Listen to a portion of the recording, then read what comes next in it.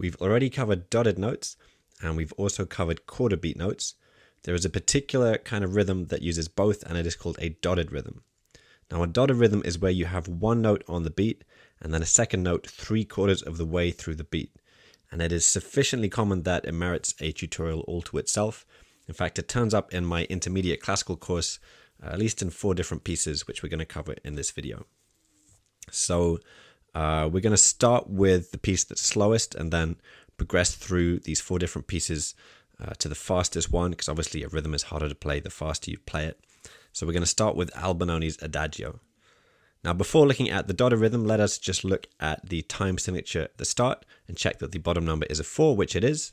That means that the 4th column in my note length chart is going to be true, which means that a quarter note is going to be 1 beat.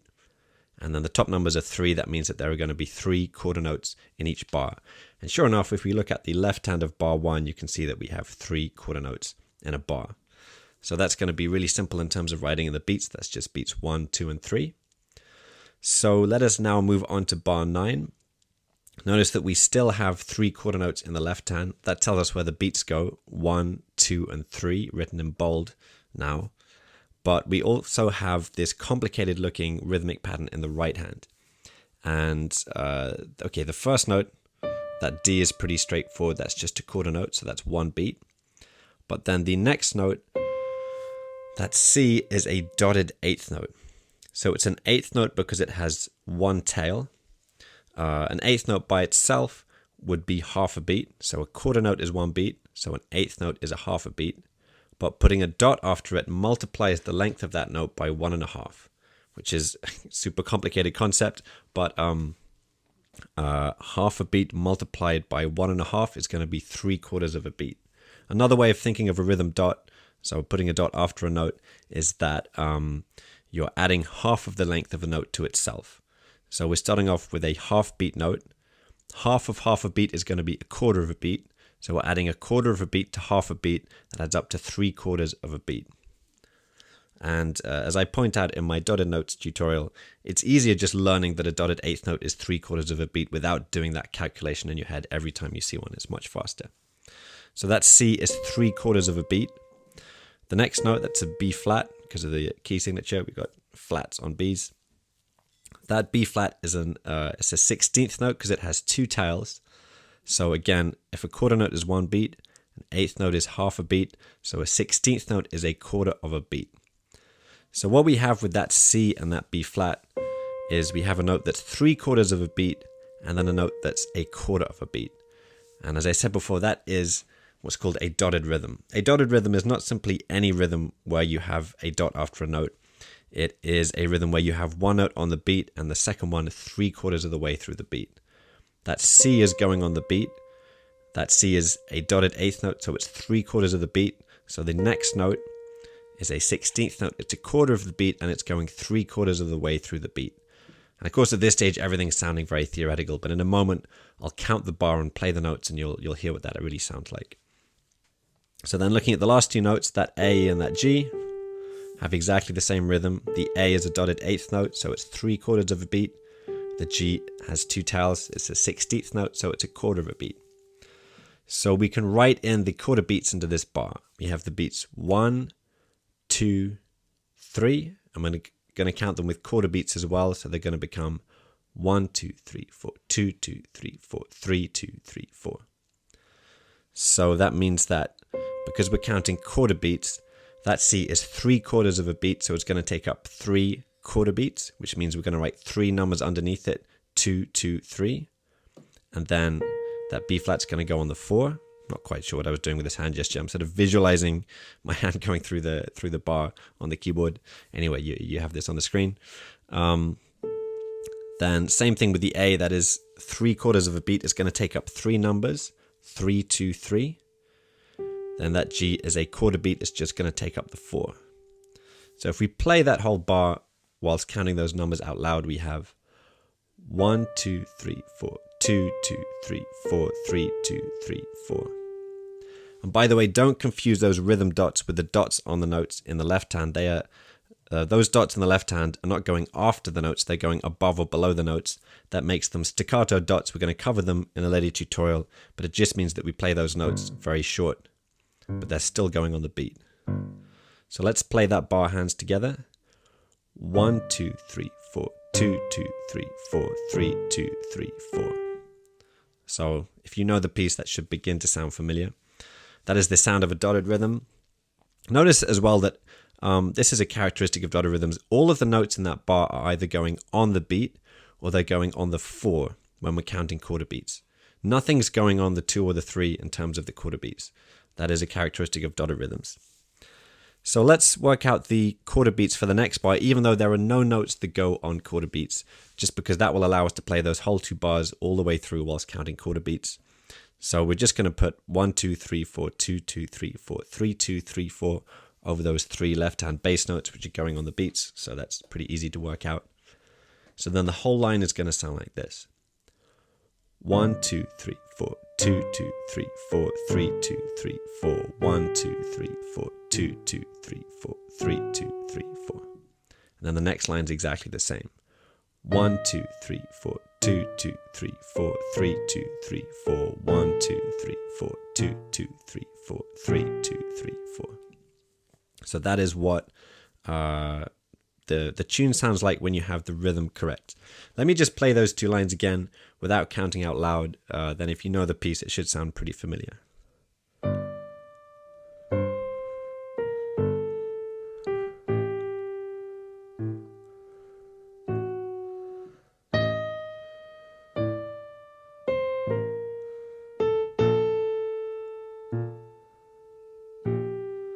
Okay, so that is an example of a dotted rhythm. We're going to do 3 more in this tutorial, so it should really get ingrained in your head by the end of it.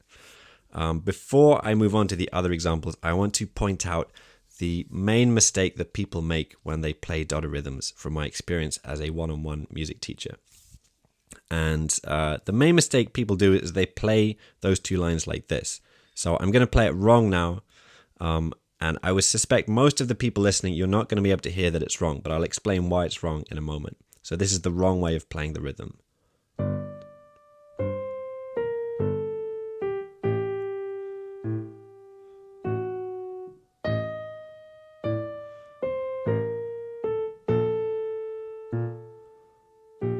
Okay, so obviously I was playing it a little faster, but that wasn't what was wrong about it. What was wrong about it is just then I was splitting each beat into 3 instead of into 4. So if I play what I just played and count out loud, this is what I was playing. 1, 2, 3, 1, 2, 3, 1, 2, 3, 1, 2, 3, 1, 2, 3, 1, 2, 3, 1, 2, 3, 1, 2, 3, 1, 2, 3. So that is a pretty subtle difference, but it should be what I would describe as a kind of stricter rhythm. It should be 1, 2, 3, whoops. 1, 2, 3, 4, 1, 2, 3, 4, 1, 2, 3, 4, 1, 2, 3, 4, 1, 2, 3, 4, 1, 2, 3, 4. I'm going to keep on demonstrating this difference in rhythm, but it is in my mind quite a big difference. It's very common for people to play dotted rhythms slightly lazily so that they're actually splitting the beat into 3 rather than into 4. I suspect there's a high chance you won't be able to hear the difference there because it was quite slow. But if I keep on demonstrating it with different pieces, slowly you'll become sensitive to the difference in rhythm. The reason I think that rhythm is really significant, the difference between those 2 rhythms is quite significant, is because I associate them with different styles of music. Technically, the difference between splitting a beat into 3 and into 4 is actually just like 1/12 of a beat for that second note, whether you put it 2/3 of the way through the beat or 3/4 of the way through the beat, is literally just the difference of 1/12 of a beat. So it's a tiny difference. But stylistically in music, I would say it makes a big difference, because when I think about splitting a beat into 3, I associate it with very different styles of music. So one is left hand like this. That kind of rhythm, like a boogie-woogie left hand, if you slow it down, is actually splitting each beat into 3. 1, 2, 3, 1, 2, 3, 1, 2, 3, 1, 2, 3, 1. That's what the left hand is doing in terms of the beat. Every note in the left hand is either going on the 1 or the 3, and you're splitting each beat into 3. Let's do it again, but a bit slower. 1, 2, 3, 1, 2, 3, 1, 2, 3, 1, 2, 3. And you get the same kind of pattern in swing, in jazz. So something like...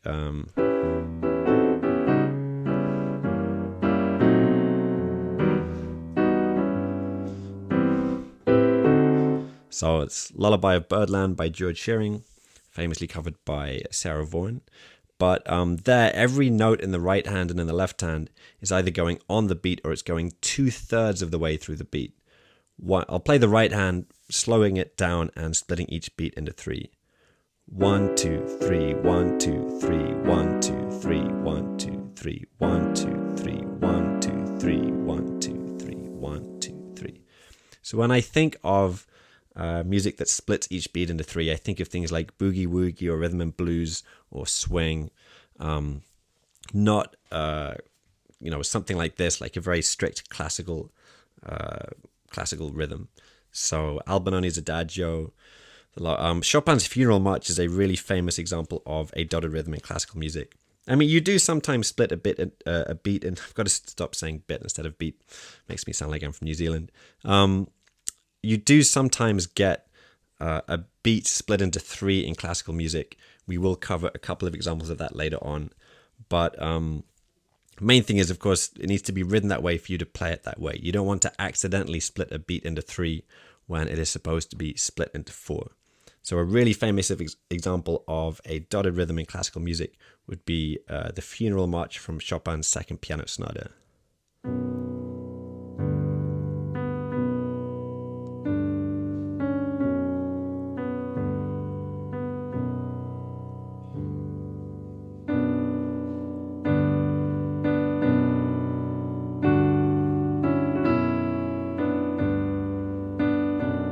So there, each beat is getting split into 4. 1, 2, 3, 4, 1, 2, 3, 4, 1, 2, 3, 4, 1, 2, 3, 4, 1. And every note in the right hand is either going on the beat or it's going 3/4 of the way through the beat. And again, the wrong way to play it would be to split each beat into 3. 1, 2, 3, 1, 2, 3, 1, 2, 3. Sounds like this. 1, 2, 3, 1, 2, 3. Rather than 3, 4, 1, 2, 3, 4, 1, 2, 3, 4. It's the correct way to play it. 2, 3, 4, 1, 2, 3, 4, 1, 2, 3, 4.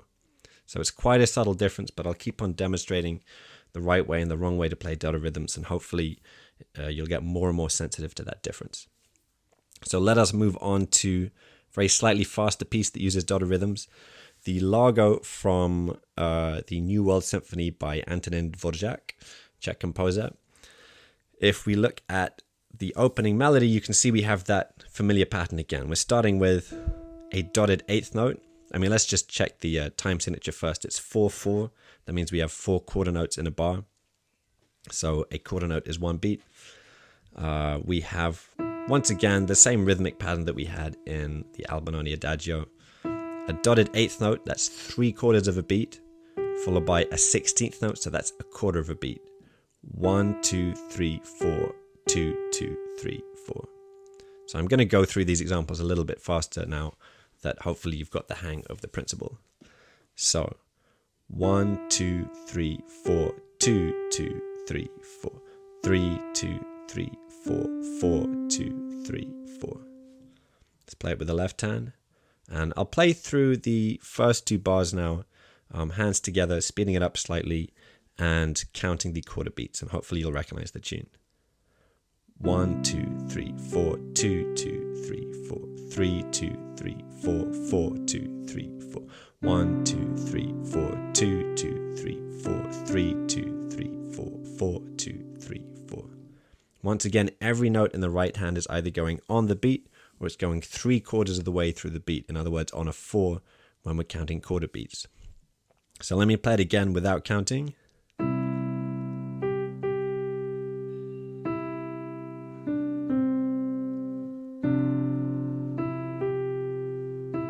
Super famous tune. And let me once again demonstrate the wrong way of playing it, which I think a lot of people might fall into if they're not careful. 1, 2, 3, 1, 2, 3, 1, 2, 3, 1. Sound like this. Rather than to me is quite a different feel, getting that, with each beat split into 4 or split into 3. Let's just continue with a couple more examples, and then hopefully you'll be pretty used to the concept of dotted rhythms.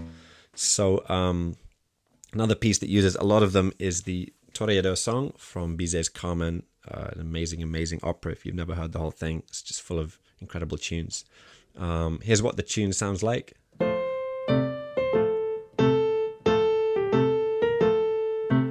And that is featuring several dotted rhythms in the right hand.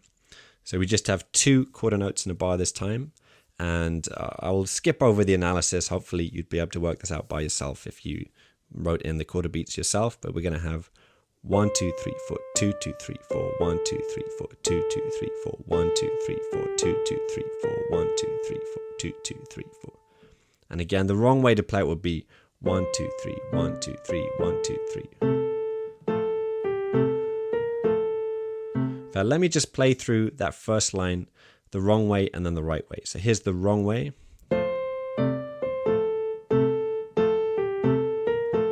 Here is the right way.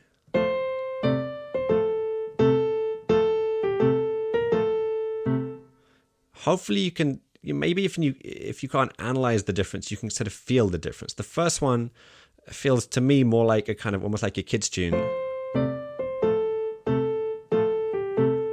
It sounds kind of more cheerful and laid back. The second one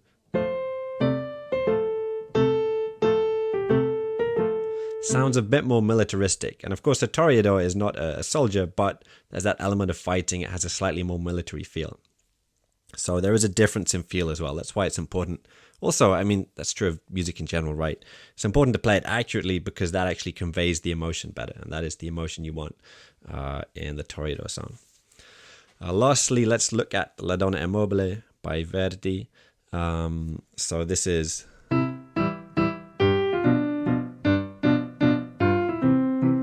So first couple of lines, we just have 1 dotted rhythm on each line.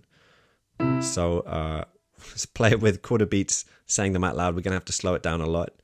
1 2 3 4 2 2 3 4 3 2 3 4 1 2 3 4 2 2 3 4 3 2 3 4 1 2 3 4 2 2 3 4 3 2 3 4 1 2 3 4 2 2 3 4. So make sure you're getting 1 2 3 4 2. Make sure you're getting that note on the 4, and then 1 2 3 4 2 2 3 4 3 2 3 4. So it again should have a slightly sort of military feel. We get more dotted rhythms later on.